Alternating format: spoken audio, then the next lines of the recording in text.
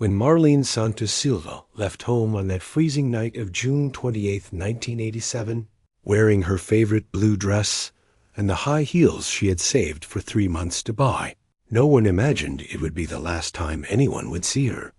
The biting wind of the São Paulo winter swept through the dirt streets of Tiradentes, raising dust that stuck to the windows of the newly built community houses.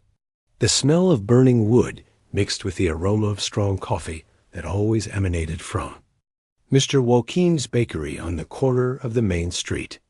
It was St. Peter's Eve, and the youth hall, a makeshift warehouse on Inacio Montero Street, was bustling with preparations for yet another of the famous weekend dances that brought life to the community. Mothers hung the last clothes on the clothesline before the evening dew, while fathers arrived from work in the factories of the ABC region of São Paulo, carrying on their backs the fatigue of another day of toil. Children played hide-and-seek among the unfinished buildings, their voices echoing across the still-forming urban landscape. Marlene was 16 years old and worked the morning shift at Confex Modelo, a small textile factory where she operated industrial sewing machines for 4 reals a day. In the afternoons, he helped his mother, Donna Canseco, sell pastries at the street market that was set up on Saturdays in the central square. At night, she attended supplementary classes at the professor Antonio Candido State School, determined to finish high school and, who knows, get a better job in the city center.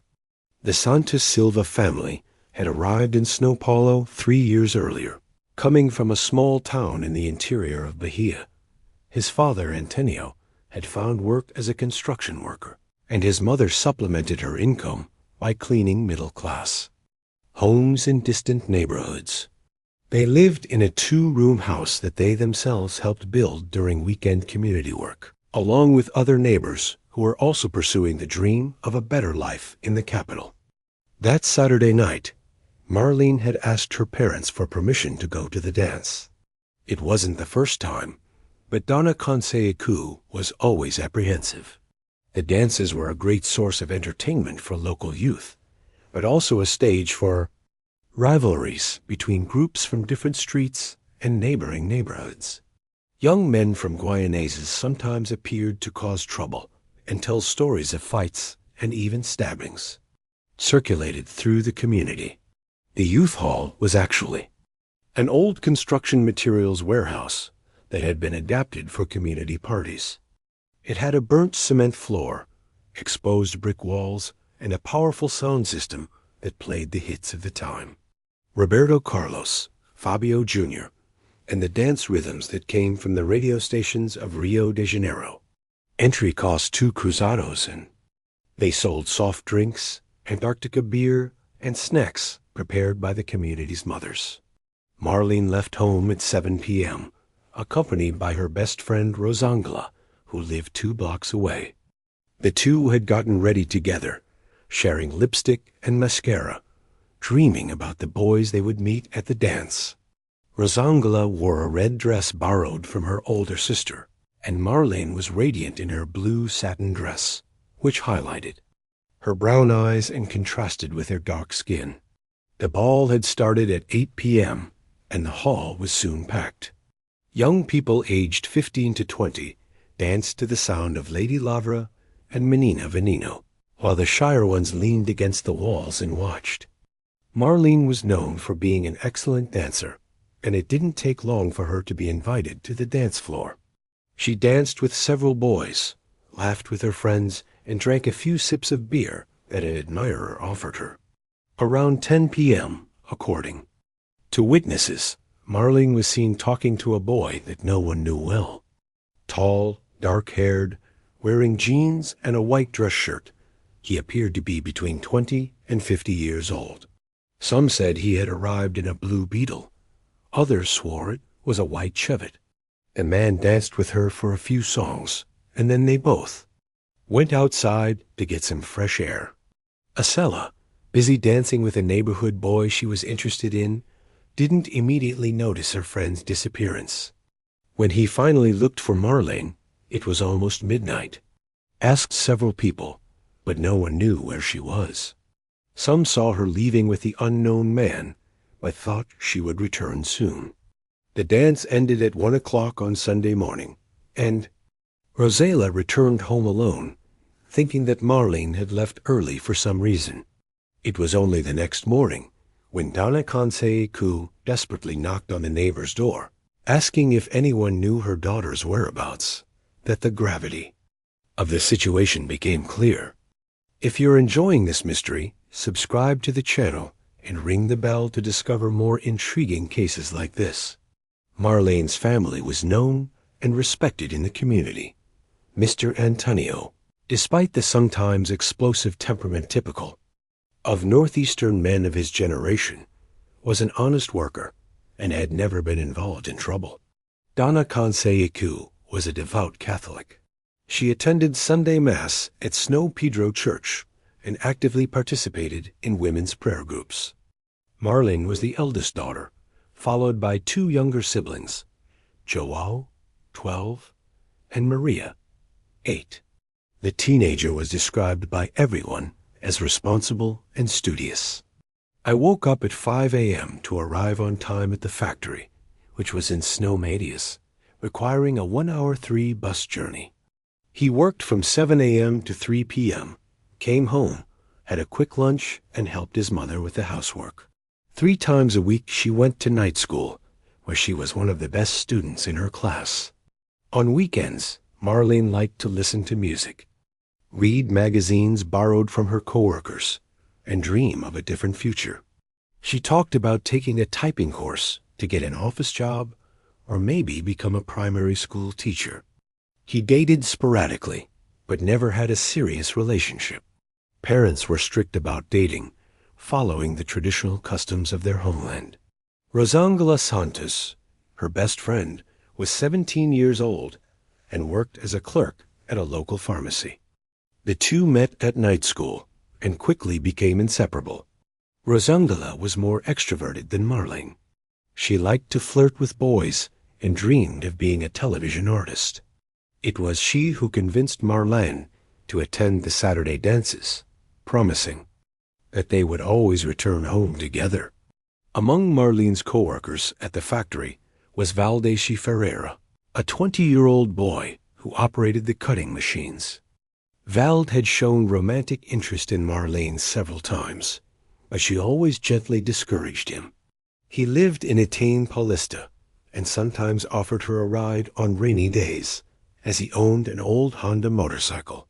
At school, Marlene caught the attention of her history teacher, Pinaldo Souza, a 35-year-old married man who always praised her dedication to her studies.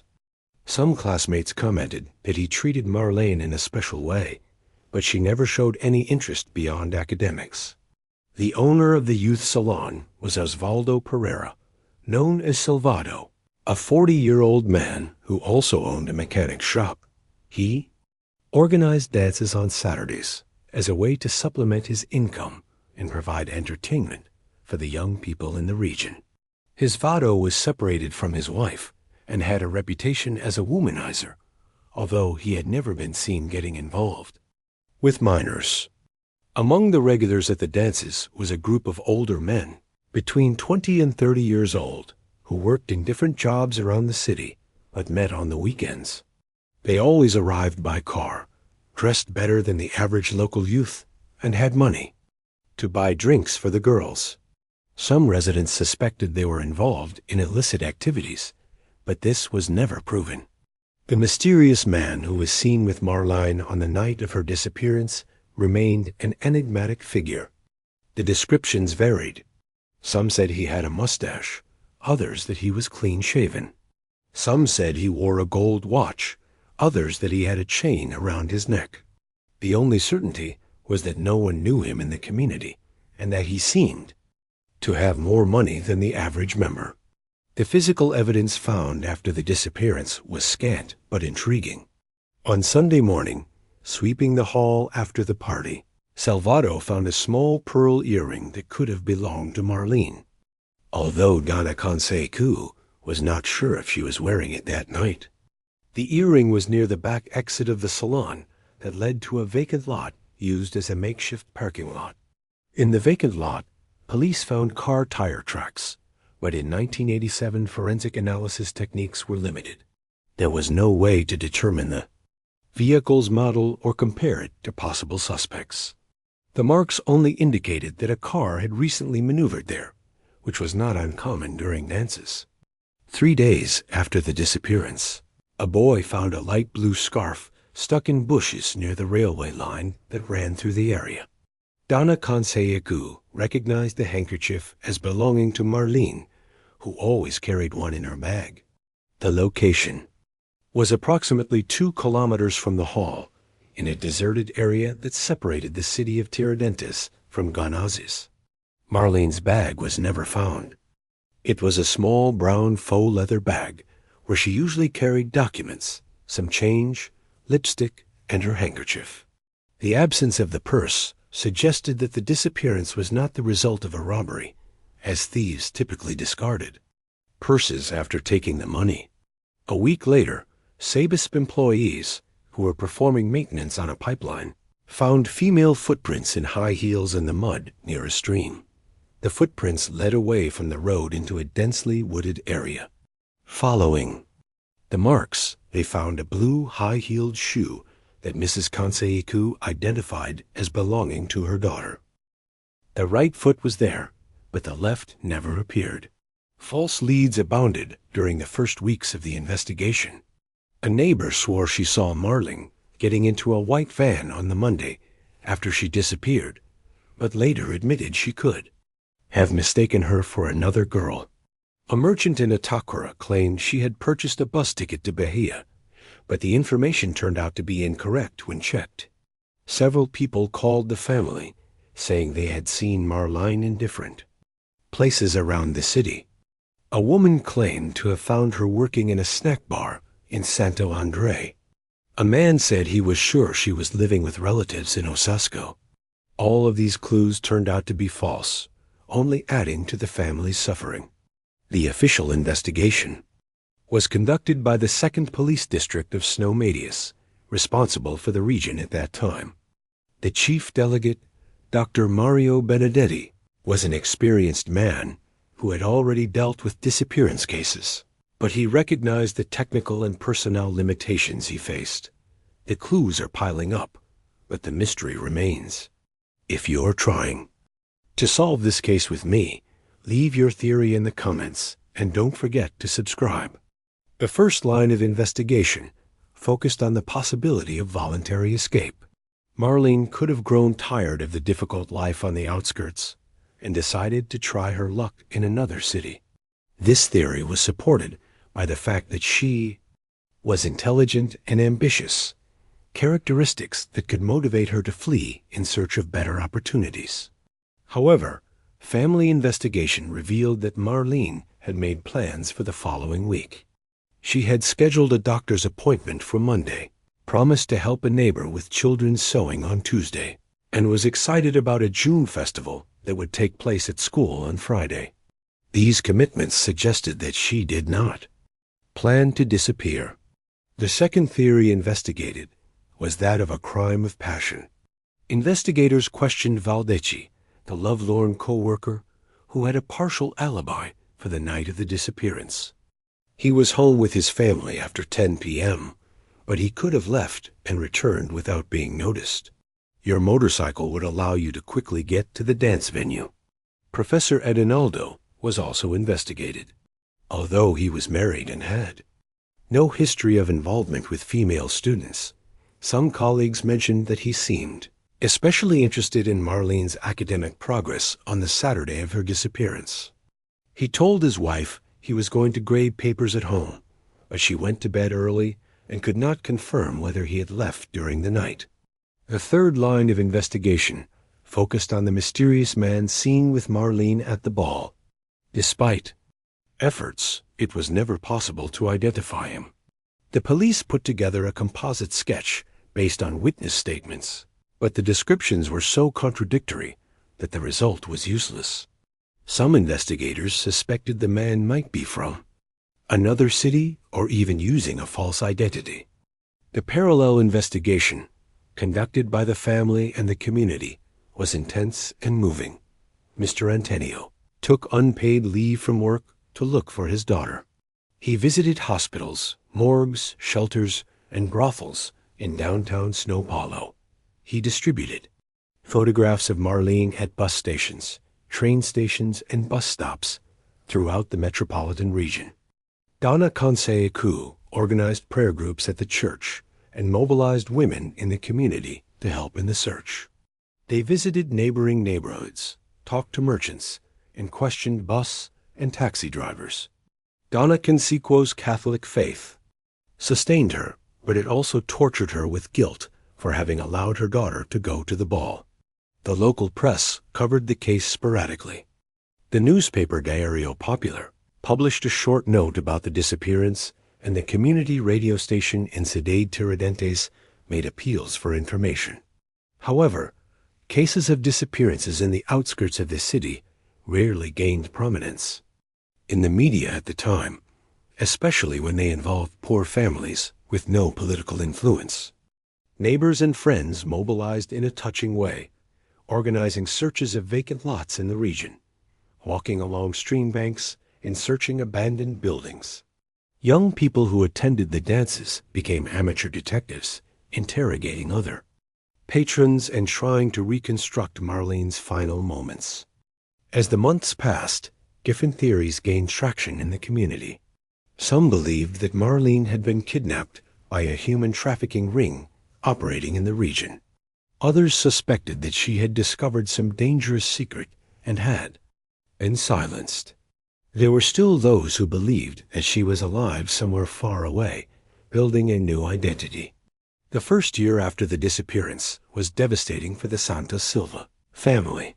Mr. Antonio developed a drinking problem, often being found drunk in local bars, muttering his daughter's name. Donna Canseco lost weight drastically and began attending spiritualist sessions, seeking contact with Marlene through mediums. Marlene's younger brothers also suffered deeply. João, who was 12 years old, became aggressive at school and began to get involved in small disputes in the neighborhood. Maria, 8, developed selective mutism and stopped talking to strangers, communicating only with close family. The family home became a shrine dedicated to Marlene's memory. Her room remained exactly as she had left it, with her clothes still in the wardrobe and her school books on the study table. Donna Canseco lit a candle every day in front of her daughter's portrait in the living room, keeping alive the hope of her return. Gradually, the community learned to live with the unsolved mystery. The dances at the youth hall continued to take place, but the atmosphere was never the same. Parents became more restrictive with their teenage daughters, setting stricter schedules and requiring them to always be accompanied home. In 1993, 6 years after the disappearance, the official investigation was practically shelved due to lack of new evidence. Chief Benedette retired, and the case was passed to other investigators who had many recent crimes to solve. The family continued to press for answers, but the prospects for a solution seemed increasingly remote. It was then, in May 1998, 11 years after Marlene's disappearance, that an unexpected discovery reignited the entire investigation. During renovations on an abandoned house in Guaianazes, workers found a diary hidden under loose steel. The diary was wrapped in plastic and protected from moisture, containing the unmistakable handwriting of Marlene Santos Silva. The pages revealed secrets that no one imagined about the teenager's life in the months before her disappearance. Marlene had written about a secret relationship with an older man, about family pressures that were suffocating her, and about escape plans she had been carefully crafting. The diary mentioned clandestine meetings in various locations, codes used for communication, and a network of people who helped her keep the relationship secret. It also revealed that Marlene was pregnant and desperate to hide the pregnancy from her parents, who would certainly throw her out of the house if they found out. Even more disturbing, The diary suggested that Marlene had discovered something dangerous about the activities of the man she was involved with. The last entries, dated just days before the disappearance, showed a terrified young woman who realized she was involved in a situation far beyond her comprehension. However, the diary also raised more questions than it answered. The man's name appeared only as L, and references to meeting places were too vague to permit precise identification. Some pages had been torn out, possibly containing more specific information about the identity of the person involved. Handwriting analysis confirmed that the handwriting was indeed Marlene's, but experts questioned whether some entries might have been written under forced thought, as if someone had dictated what she should write. Other entries showed the teenager's genuine personality, full of dreams and fears typical of her age. The house where the diary was found belonged to a man named Larcio Medeiros, who died in 1995 in a work accident. Neighbors described him as a reserved person who rarely received visitors. He worked as a truck driver and made long trips through the interior of São Paulo. Some remembered him driving different vehicles over the years. The coincidence between the initial L in the diary and the name Larcio intrigued investigators, but did not constitute definitive proof. Many people had names beginning with that letter, and the fact that the diary was hidden in his house could have other explanations. Perhaps Marlene had taken refuge there temporarily, or someone else had hidden the diary after her death. The family reacted to the diary's discovery with a mixture of hope and horror. On the one hand, they finally had concrete evidence that Marlene was alive after her initial disappearance and had left clues about what had happened. On the other hand, revelations about secret pregnancies and involvement in dangerous activities deeply shocked conservative parents. Donna Canseco spent weeks obsessively rereading the diary, trying to find clues that could lead to her daughter. Mr. Antonio, who had managed to control his alcoholism in recent years, returned to drinking heavily after discovering that his perfect daughter had hidden so much from the family. The official reopening of the case brought new hope, but also new frustrations. In 1998, investigative techniques were more advanced than 11 years earlier, but much evidence had already been lost. Witnesses had changed addresses or died. Memories had become blurry and physical clues were no longer there. The police tried to trace Larcio Medeiros' life, but discovered that he had been an extremely discreet person. He had no close relatives, few close friends, and his employers described him as a competent but lonely worker. His finances showed no obvious irregularities, although he had managed to buy the house in Guayanazes with cash payments, which was unusual for a truck driver. Further investigation revealed that Larcio had made some undocumented trips during the period when Marlene disappeared. His trucking company had no records of him in early July 1987, even though he claimed to be sick. Neighbors also confirmed that he had been away from home for a few days at that time. And so another mystery is solved. If you managed to discover the truth before the revelation, tell us in the comments. If you liked this story, click like right where you are listening to us from, and subscribe to the channel by activating the bell. See you in the next mystery on our channel. The case of Marlene Santos Silva remains officially open to this day. The diary provided important clues, but no definitive answers. Some investigators believe she was the victim of Larcio Medeiros, who killed her to cover up the relationship and possible pregnancy. Others theorize that she may have run away with him voluntarily, but something went wrong during the escape. There is also a third theory defended by some family members. Marlene may be alive somewhere far away, having managed to escape a dangerous situation and assumed a new identity. The fact that the diary was carefully preserved and hidden suggests that someone wanted it to be found eventually, perhaps Marlene herself leaving clues for the family. The discovery of the diary forever changed the community's perception of Marlene. The studious and obedient teenager turned out to be a complex young woman, capable of keeping deep secrets and making risky decisions. This revelation was painful for many, but it also humanized their memory, showing that even seemingly perfect people face dilemmas and make mistakes. Today, more than 30 years after its disappearance, the city of Tiradentes has been completely transformed. The dirt roads were paved, the subway and new buses arrived, and the population grew exponentially.